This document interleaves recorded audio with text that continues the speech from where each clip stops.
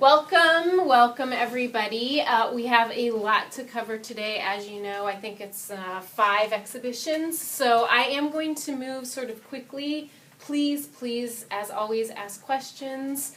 Or I know sometimes if we're working through something that's a little bit difficult or complicated, you all like to share with one another like what your approach might be like, so feel free to do that. I don't know if you'll run into much of that today or not, but at any rate, this is a reminder too that we are still in this sort of anniversary heritage look at our community year with the anniversary, Ram's 10th anniversary, and while the core of what's at Wisdom is a focus on the very, very local, we also have a connection with the local in Michael Pry, who is from the area, and for Harley-Davidson's last big anniversary, which I guess would have been their 105th, thank you, he went and set up, or maybe it was his 100th, geez.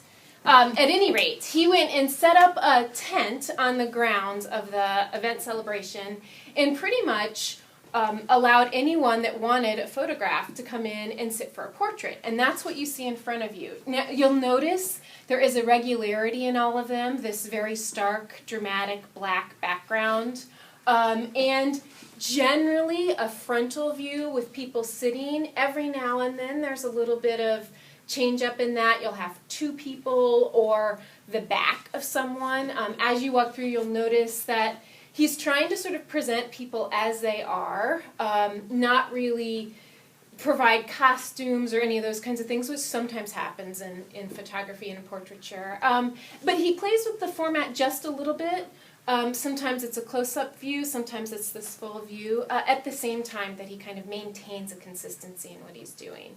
And you'll notice that these are silver gelatin prints, so they're not digital C prints. These are sort of your standard black and white portraits, and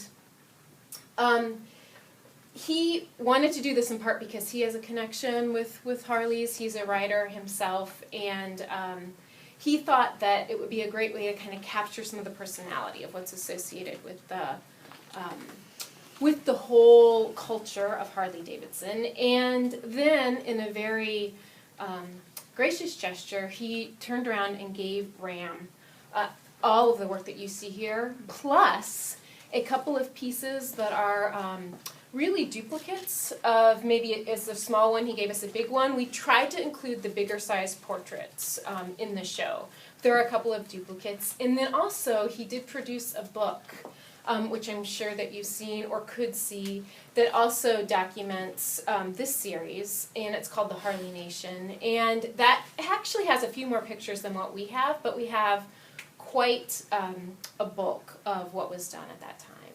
And he was here when we did the opening, and he sent the most glowing, lovely email back about his experience here the opening night and how fantastic he thought all of this work looked in the way that we presented it. That's always nice to hear.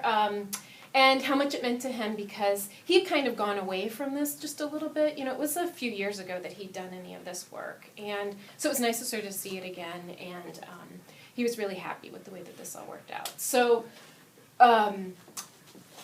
when you get a chance, just kind of take a look at each of them so you can see the slight differences in, like I mentioned, pose, or sometimes it's a couple. And now, a couple doesn't always mean that they're a romantic couple, but they might have been 2 people that came in together to have their photograph taken. And then notice the sort of similarities and differences between everything, or the difference too when someone's sitting there looking at you. And you'll notice a couple of these guys, they have the chair turned around and they're sitting on the back of the chair. That feels a little bit different when they're just sitting there in front with their arms crossed, but again, it's really interesting how there can be so much different and so much the same.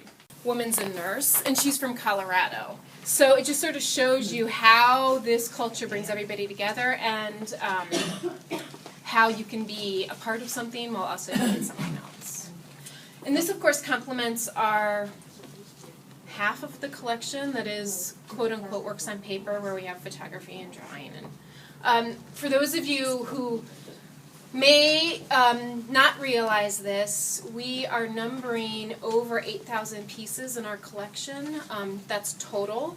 Over half of that is craft, which makes us the largest craft collection in the country.